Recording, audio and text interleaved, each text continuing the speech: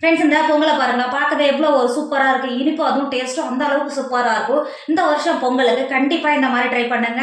வீட்டில் இருக்கிறவங்க எல்லாருமே விரும்பி சாப்பிடுவாங்க. வாசனையும் டேஸ்ட்டும் அந்த அளவுக்கு சூப்பராக இருக்கும். இன்னைக்கு சூப்பரான இனிப்பு பொங்கல் எப்படி செய்யணும்னு பார்க்கலாமா? Hi friends, welcome to Kerala சமையல். இன்னைக்கு கேரளா சமையலில் நம்ம இனிப்பு பொங்கல் தான் பண்ண போகிறோம். வாங்க எப்படி செய்யலாம்னு பார்க்கலாம். ஒரு பவுல் வச்சுக்கோங்க. 250 கிராம் கப்பில் 1 கப்பு பச்சரிசி எடுத்துருக்கேன். பவுலில் சேர்த்து கொடுத்துக்கோங்க. நீங்கள் பச்சரிசி சேர்க்கும் போது நல்லா வெள்ளையாக இருக்கணும், நல்லா முழுசாக இருக்கணும். பார்த்தீங்களா? அப்போ தான் பொங்கலுக்கு இன்னும் நல்லா டேஸ்ட்டை கொடுக்கும்.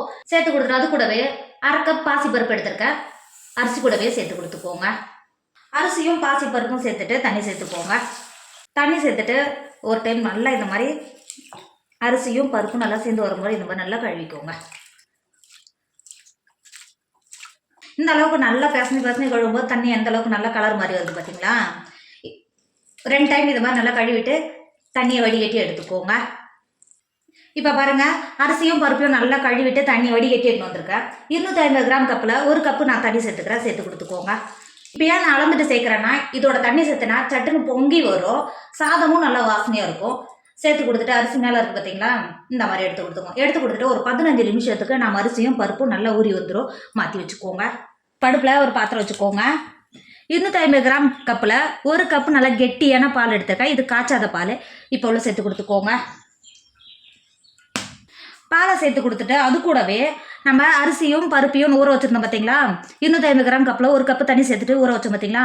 அந்த தண்ணி தான் இது. அரிசி ஊற வச்ச தண்ணியை 1 கப்பு உள்ளே சேர்த்துக்கோங்க. இந்த மாதிரி நீங்கள் அரிசி ஊற வச்ச தண்ணி சேர்த்து பொங்கல் பண்ணிங்கன்னா பொங்கல் நல்லா பட்டுன்னு பொங்கி வரும். அதனால தான் சேர்த்துக்கிறேன். சேர்த்து கொடுத்துட்டு அது கூடவே 250 கிராம் கப்பில் 5 கப்பு தண்ணி எடுத்துருக்கேன். இப்போ உள்ள சேர்த்து கொடுத்துக்கோங்க.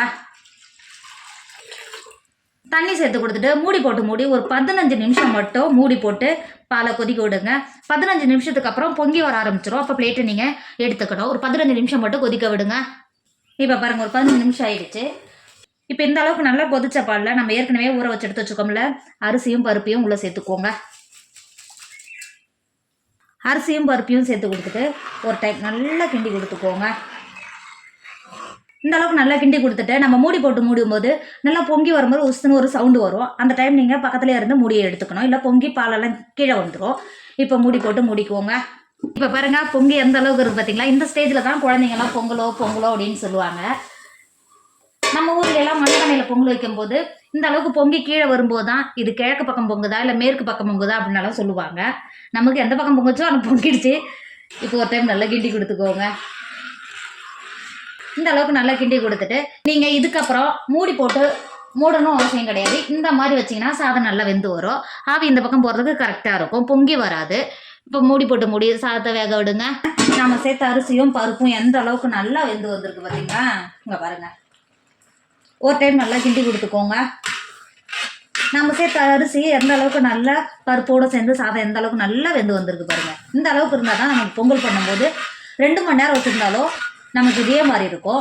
இப்போ பாருங்கள், நம்ம சேர்த்த அரிசியும் பருப்பும் எந்த அளவுக்கு நம்ம சேர்த்த தண்ணியோ சேர்ந்து எந்த அளவுக்கு நல்லா வெந்து வந்திருக்கு பார்த்தீங்களா? அங்கே பாருங்கள், இந்த அளவுக்கு நல்லா குழைய வெந்தால் தான் பொங்கலுக்கு அந்த அளவுக்கு நல்லா சூப்பராக இருக்கும்.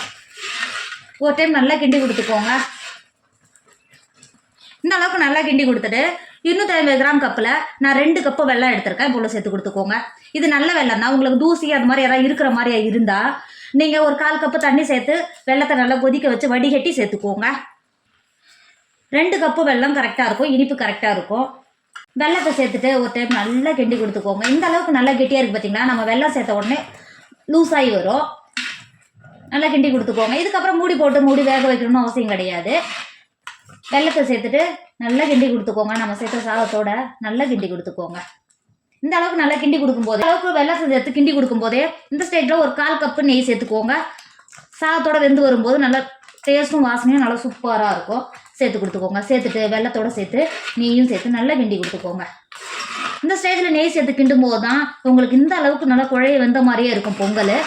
ஒரு ஏர்டைட்டான கேஸ்ரோலோ இல்லை ஏர்டைட்டான ஒரு பாத்திரத்தில் போட்டு மூடி வைக்கும்போது 2 மணி நேரம் இருந்தாலும் 3 மணி நேரம் இருந்தாலும் சூடாக பொங்கல் நம்ம எப்படி வைக்கிறோமோ அந்த மாதிரியே இருக்கும். நெய் சேர்த்துட்டு ஒரு டைம் நல்லா கிண்டி கொடுத்துக்கோங்க. கிண்டி கொடுத்துட்டு திரும்பவும் ஒரு 10 நிமிஷத்துக்கு நல்லா கெட்டியாகி வரும். அது வரைக்கும் கிண்டி கொடுத்து வேக விடுங்க. பாருங்கள், நம்ம வெல்லம் சேர்த்த பிறகு எந்த அளவுக்கு நல்லா கெட்டியாகி வந்திருக்கு பார்த்தீங்களா? இந்த அளவுக்கு போதும். நம்ம இறக்கி வச்சா ஆறின பிறகு இன்னும் லைட்டாக கெட்டியாக வர மாதிரி இருக்கும். ரொம்ப நல்லா கெட்டியான பிறகு இறக்குனீங்கன்னா களி மாதிரி ஆகிடும். அந்த மாதிரி இருக்கக்கூடாது. பொங்கல் எப்பயுமே இந்த அளவுக்கு எடுத்தால் மட்டும்தான் நல்லா இந்த மாதிரி குழஞ்சி நம்ம வாயில் வைக்கும்போது கரைஞ்சி போகிற மாதிரி இருக்கும். அப்போ தான் கரெக்டாக இருக்கும். இது கரெக்டான பக்குவம். இந்த ஸ்டேஜில் 1 டேபிள் ஸ்பூன் ஏலக்காய் தூள் சேர்த்துக்கோங்க. நிறைய மிக்ஸில் அரைச்சது ஏலக்காய் தூள் சேர்த்துக்கோங்க. சேர்த்துட்டு ஒரு டைம் நல்லா கிண்டி கொடுத்துக்கோங்க. கிண்டி கொடுத்துட்டு இறக்கிக்கோங்க. வச்சுக்கோங்க. ஒரு 2 டேபிள் ஸ்பூன் நெய் சேர்த்துக்கோங்க. நெய் சேர்த்து நெய் நல்லா சூடாயிடுச்சு. ஒரு கைப்பிடி அளவு முந்திரியை நல்லா உடச்சி எடுத்து வச்சுருக்கேன். போல சேர்த்துக்கோங்க. முந்திரி பருப்பை சேர்த்துட்டு லைட்டாக கோல்டன் கலர் வர வரைக்கும் ஃபஸ்ட்டு முந்திரி பருப்பை வறுத்துக்கோங்க. இப்போ பாருங்க, நம்ம சேர்த்த முந்திரி பருப்பு எந்த அளவுக்கு நல்லா கோல்டன் கலரில் நெய்யில் நல்லா வறுந்து வந்திருக்கு பார்த்தீங்களா? இப்போ இந்த ஸ்டேஜில் ஒரு கைப்பிடி அளவு திராட்சையை சேர்த்துக்கோங்க. திராட்சையை சேர்த்துட்டு ஒரு 2 செகண்ட் நல்லா கிண்டி கொடுத்துக்கோங்க. திராட்சை நல்லா உப்பி நல்லா பலூன் போல் நல்லா உப்பி வரும், குண்டு குண்டாக வரும். இப்போ பாருங்க, திராட்சை எந்த அளவுக்கு நல்லா பலூன் மேலே நல்லா உப்பி வருது பார்த்தீங்களா? இப்போ ஸ்டவ் ஆஃப் பண்ணிக்கோங்க. இப்போ நம்ம இறக்கி வச்சிருக்கிற பொங்கலில் சேர்த்துக்கோங்க. சேர்த்து கொடுத்துட்டு நம்ம சேர்த்த பொங்கலோட நல்லா கிண்டி கொடுத்துக்கோங்க. நம்ம இறக்கி வச்ச உடனே பார்த்தீங்களா எந்த அளவுக்கு நல்லா கெட்டியாக இருக்குது பாருங்கள். இந்த அளவுக்கு இருந்தால் மட்டும்தான் டேஸ்ட் அந்த அளவுக்கு நல்லா சூப்பராக இருக்கும். கிண்டி கொடுத்துட்டு வேற ஒரு பாத்திரத்துக்கு மாற்றிக்கோங்க. இப்போ பாருங்கள், நம்மளோட இனிப்பு பொங்கல் சூப்பராக ரெடி ஆகிடுச்சு. இதோட டேஸ்ட் அந்த அளவுக்கு சூப்பராக இருக்கும். இந்த பொங்கலுக்கு கண்டிப்பாக எல்லோரும் இந்த மாதிரி பொங்கல் பண்ணி பாருங்கள். வீட்டில் இருக்கிறவங்க எல்லாருமே விரும்பி சாப்பிடுவாங்க. டேஸ்ட்டும் வாசனையும் அந்தளவுக்கு சூப்பராக இருக்கும். கண்டிப்பாக நீங்களும் ட்ரை பண்ணுங்கள்.